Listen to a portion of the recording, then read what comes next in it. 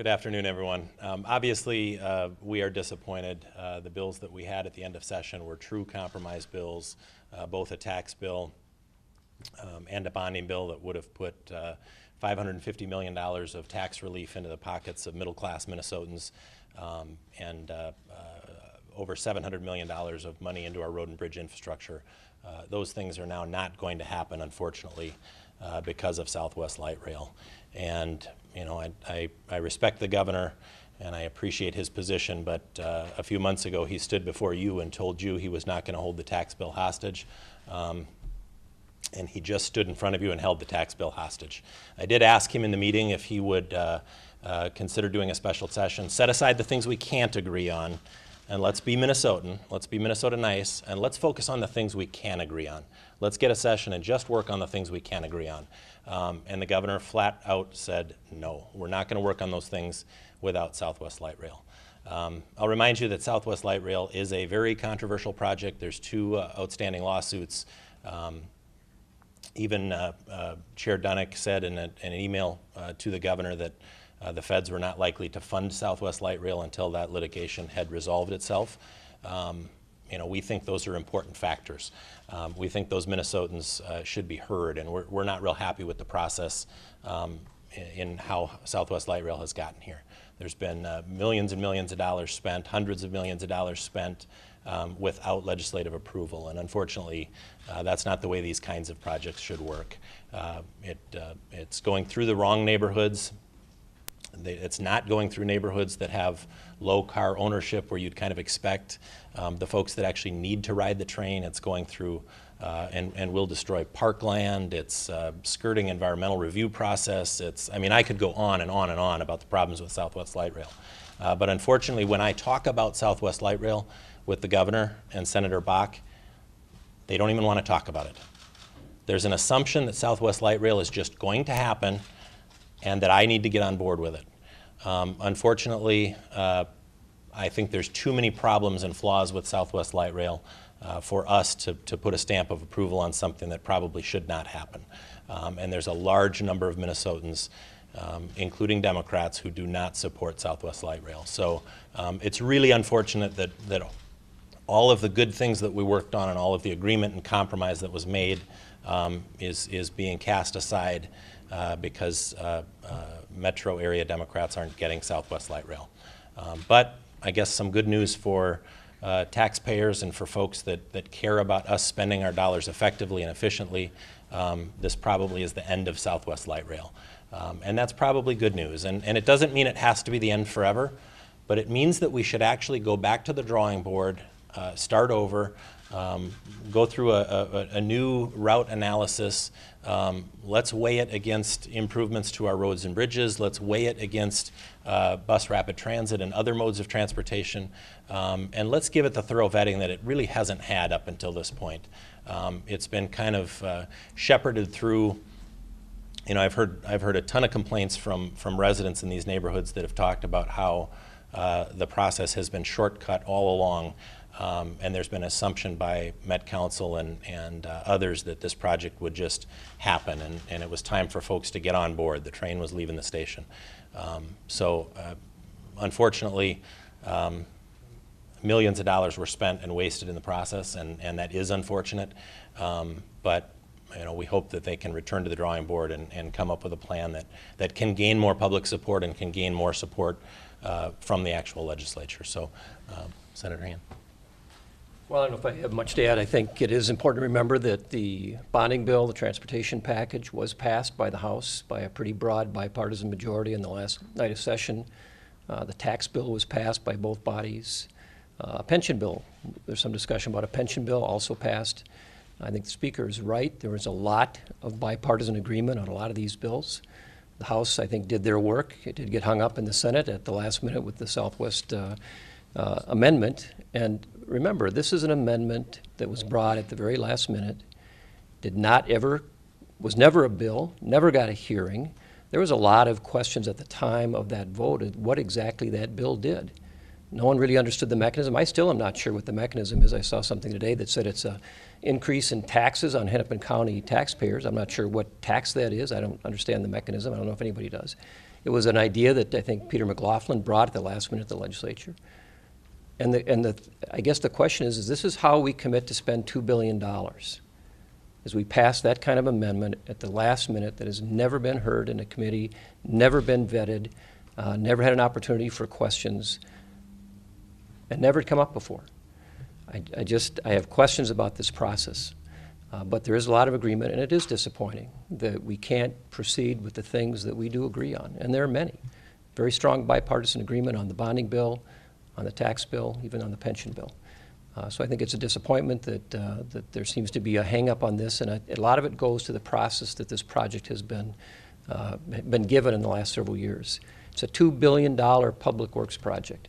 We talk about the Viking Stadium being the biggest single public works project in Minnesota history. That was $500 million of public money. This is $2 billion of public money, and never had a hearing and vote in the legislature. This is not how we should do it. And I hope, and I mentioned this to Senator Bakk, if we're going to pursue this, we ought to have a bill, and we can do it next year, have bills, have hearings, have votes in committees on the issue itself, and answer the questions the Speaker has brought up. That's the way you do this, and I'm hoping we can get there.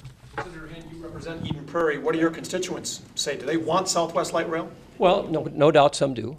I'm a member of Twin West Chamber of Commerce. I have been for a dozen years. They do support it. The Minnesota Chamber has not supported the Southwest Rail project. I was endorsed today by Twin West Chamber of Commerce. I think they have more issues than just that one. I've been out doing a lot of door knocking the last several weeks. I hear more about the tax bill that didn't get passed than I've been hearing about Southwest Light Rail.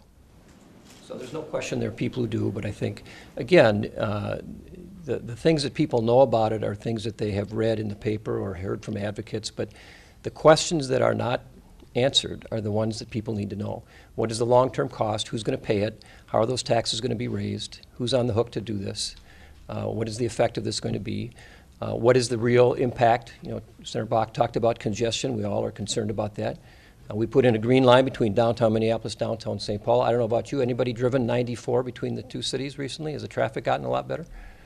I think that if you're going to make that argument, I think you have to have some pretty substantial evidence that that does make a difference with congestion. It's a lot of money, and I think there does need to be a fair public hearing and public decision-making, votes taken by elected representatives who are authorized to raise and spend the public money. That has not happened in this case. It can happen, it should happen, and I hope we can get to that. I'll just clarify too that the governor made a comment about they're not asking for state money, and never along the process did anybody answer my concern about the ongoing operating costs. $39 million a year is what the projected ongoing operating costs. That's the subsidy over and above the fare box collection of what it will cost to operate Southwest Light Rail for 1 year, $39 million, half of which is state money, half of which is local money. And I'm sorry, but we can't commit the state to a capital upfront expenditure without knowing where and how that ongoing operating expense would be paid for, and whether it makes sense to do that. And frankly, if you think it's a good idea to spend $136 million up front for Southwest Light Rail, without taking a look at how much that ongoing operating cost is absolutely dereliction of duty. It is a very inefficient way of moving people, and I've spent a lot of time talking to folks around the state about the subsidy on the North Star rail and how much we're paying for every single commuter into and out of Minneapolis every day. Uber would be cheaper. I literally lay out a scenario that says we could lease a brand new Mercedes-Benz for every person that rides North Star, pay for all of their gas, and still have money left over. That's how inefficient moving people by rail is. The great flexibility of rail is that if the need moves, we can simply just pull up those tracks and move them to another corridor, right? No, that was supposed to be, you can laugh along. It just doesn't make sense, and that's where you get a lot more flexibility and a lot more bang for your buck with projects like the Orange Line, the bus rapid transit. If need moves, you can change the project. Yesterday, CTIB met. If this isn't on your radar yet, it should be. CTIB is the County Transit Improvement Board, made up of 5 counties. They did not fully fund the Orange Line, which heads down to the South Metro. Orange Line is a bus rapid transit, very efficient and has broad bipartisan support. They were not willing to fully fund that project out of CTIB. The state is willing to, and it has broad bipartisan support. But they moved forward full steam ahead with the Bottineau Light Rail Line project. They authorized $463 million of expenditures without knowing whether the state will put up its 10% share. CTIB will start spending money on Bottineau in September at the tune of $2 million a month. And they still don't know if the state supports that rail line. So what we have is the tail wagging the dog, and local governments moving forward without knowing if their partners are on board. And we would strongly recommend that they do not do that, and they involve the legislature. We actually have public hearings on these projects before they start spending $2 million a month on them. So, questions? Mr. Speaker, so all the hearings they had as part of the design of this line, the public hearings, those have no bearing on the process here at the Capitol? Well, you know, I'll remind you that when Democrats had complete control of state government, they appropriated $30-some million towards Southwest Light Rail. The governor signed a bill last year canceling $29 million of that. So I thought that sent a message. I thought we took a position when we canceled the money for Southwest Light Rail. Why did we do that? Because it was a controversial project at the time, and even the folks that supported it couldn't agree. Nothing has changed. Nothing has changed in the last year. They're still on the same route. They're still in the same corridor. You still have pending outstanding lawsuits. So I don't know what changed from 2015 when the governor signed a bill canceling an appropriation for $29 million for Southwest Light Rail, and today. I understand he still wants it, but none of the other factors have changed. Will it be disappointing for your constituents that there's not tax cuts in the election year? You know, I think Minnesotans from all over the state are going to be disappointed that there isn't tax relief and that there isn't road and bridge money for the entire state. And I think it's absolutely unfortunate and wrong for the governor and Democrats in the legislature to hold up funding for those programs, which we all agree upon, to try to get something that's controversial. And frankly, I think that's what frustrates Minnesotans about how St. Paul works. We shouldn't have amendments offered in the last 30 seconds or minute or two of the session that potentially spend, you know, tens, if not hundreds of millions of dollars ongoing. And we shouldn't hold those things hostage to get a project that we want when that project on its own can't gain broad support in the legislature. What I'm seeing here is frankly sandbox politics, not leadership. And it's time to stop acting like children, and we shouldn't throw our sucker in the dirt and walk away. Let's work on what Minnesotans sent us here to do. Let's work on what we can agree upon.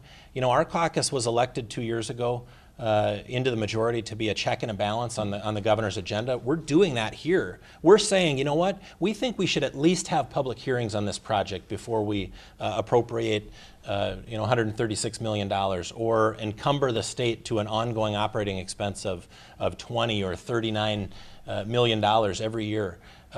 We think that makes sense. We think a little more time, a little more thought, and a little more careful process is good. And I think there's a lot of folks, including the folks that send me emails every day and the folks that are backing 2 lawsuits trying to stop Southwest Light Rail from happening. We need to step back and do this right. And frankly, I think the governor needs to show some leadership and say, yes, let's work on what we can agree on instead of casting all that aside because I can't get what I want on Southwest Light Rail. Other questions? Did you propose calling a special session just for the tax bill?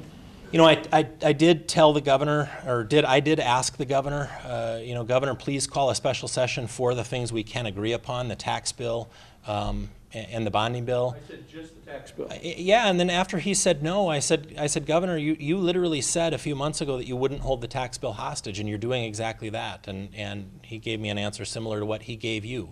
But unfortunately, he's breaking his word. the governor is holding the tax bill hostage. And that tax bill has broad support from not only the public, but from both sides of the aisle here in St. Paul. And I think Minnesotans want it and need it. So it's really unfortunate that he is holding the tax bill hostage to get Southwest Light Rail, when he promised Minnesotans he wouldn't do that. And that's the part that I think the governor's going to have some trust issues with Minnesotans on. Mr. Speaker, any concern about the millions that have already been spent on Southwest Light Rail and the cost that will continue to go up by millions each year if it happens in what some people view as inevitably it does happen? Well, I said the last time I briefed the press that I thought that they were going to try to go around the legislature. Now, they really can't or shouldn't. It doesn't mean they won't try. It is in statute that this project, 10% of it needs to come from the state. So the state is a partner in this project, and 50% from the feds. So we're a 20% partner just locally here in Minnesota. And frankly, I believe that proceeding and spending all of those dollars without knowing that all of your partners are on board was the wrong approach. And I'm really sad to see that they're starting to do the same thing on Botno. Do I think the project is inevitable? No, I think it's done. I think Southwest Light Rail is dead. Doesn't mean it won't happen in the future, but I think they have to go back to the drawing board now. And I think maybe they understand that they should have done a better process getting the legislature involved and on board and really getting Minnesotans to back the project. A project that has broad support doesn't have two outstanding lawsuits and all of the controversy that this project has. So it's not just me that thinks this project's controversial. It's more than half of the House of Representatives, and I think way more than half of Minnesotans don't agree with this project. So what I think Minnesotans do agree with is the $550 million of tax relief and the $1 billion bonding bill that would spend $700 million on road and bridge infrastructure all across the state. I think the folks that drive Highway 12, which is the most dangerous stretch of highway in the state of Minnesota, are going to be mad that highway isn't getting fixed. And if people's lives are lost on that stretch of road, I think it'll be an absolute shame. And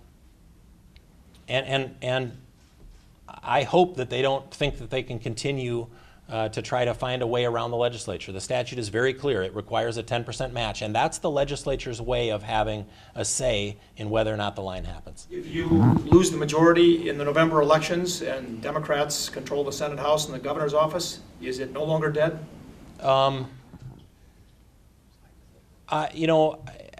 Frankly, politics hasn't played into my decisions on whether or not to proceed, and I certainly hope that the governor, that it didn't play into his, and I know he said it didn't, but unfortunately when I think about what the alternative is, I think it did. Because the alternative was passing the tax bill and the bonding bill without Southwest Light Rail. So what it tells me is that the governor doesn't want $700 million of road and bridge money. He doesn't want to fix Highway 12. He doesn't want to fix Highway 10 and 23 and 14. That he cares that if he can't have Southwest Light Rail, he doesn't want to fund all those other things, that those weren't priorities. So I think the easier thing for me to believe is that politics came into this from the governor's perspective, and I think that's too bad. But would it likely be resurrected if Democrats control everything?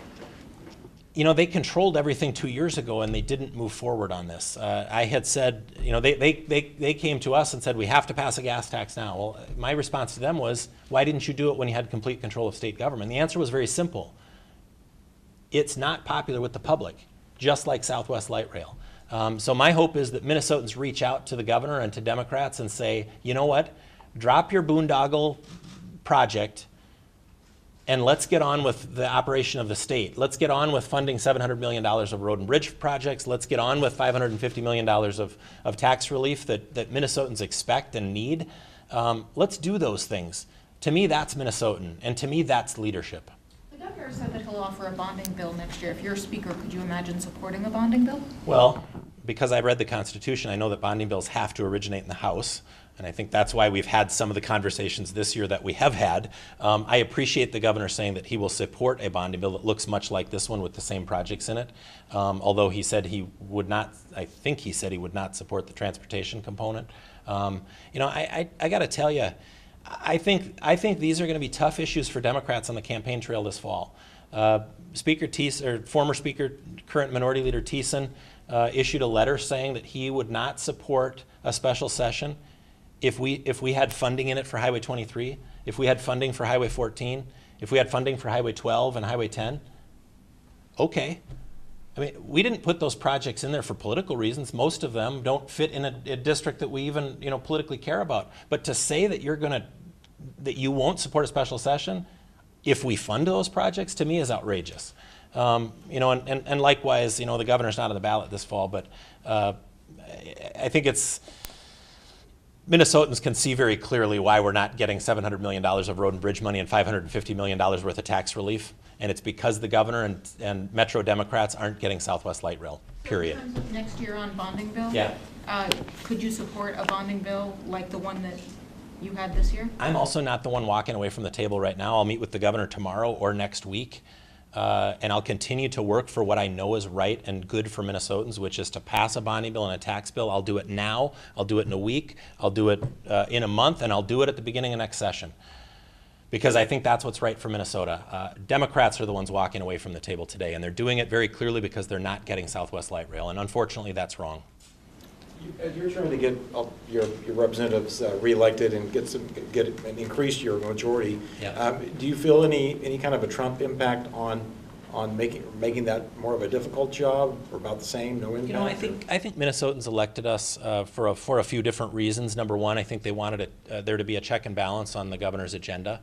I think Minnesota has a rich tradition of divided government, and they think that these issues should be debated and considered and passed, and things that can pass in a bipartisan manner are broadly supported in the state. So I think folks that was one of the reasons we were elected. I think one of the other reasons was I think folks thought that the Democratic Party has kind of left greater Minnesota behind, not only the economy, but just kind of forgotten about the ag industry and many things, the mining and many things related to jobs and families and people in greater Minnesota. Most of our majorities were gained out in greater Minnesota, and we're going to be defending a majority that was built. 10 of the 11 seats we won were out in greater Minnesota. So Southwest Light Rail, folks out in those districts, what they want is $700 million of road and bridge money and $550 million of tax relief. They could care less about Southwest Light Rail. Well, would you attend the event tomorrow night when your Republican nominee is in town? I will not be there. Will you be attending, Mr. Leader? You're supporting him for president? Am I supporting him for president? Yes. Well, I can tell you what I'm not. I'm not supporting Hillary Clinton. I'll tell you that. So you're not supporting Donald Trump? I'm not supporting Hillary Clinton. I think for all the problems that Trump has, he's not a criminal, and I can't support her. But And Hillary's a criminal. well, I think she's done some things that raise real questions. Mr. Speaker, are you voting for Donald Trump? I will be voting Republican in the fall. I'll make that decision when I walk into the voting booth, but I will not be at his event tomorrow night. And you know what? I'm committed to 100% to the job that I was elected to do here in the state, which is make sure that Minnesotans have a voice of compromise in the legislature. And prior to our election, they didn't have that. So I think Minnesotans appreciate bipartisanship and compromise, and I think that's what we're going to represent and why I think Minnesotans are going to reelect us. And that's what we're going to be talking about up to the election. Are you not going because you have a prior commitment, or because you just don't agree with Donald Trump at this point and support him? I'm just not going. I got better stuff to do. You know what? I'm just not engaged in the presidential race. I got better stuff to do. So thank you so much.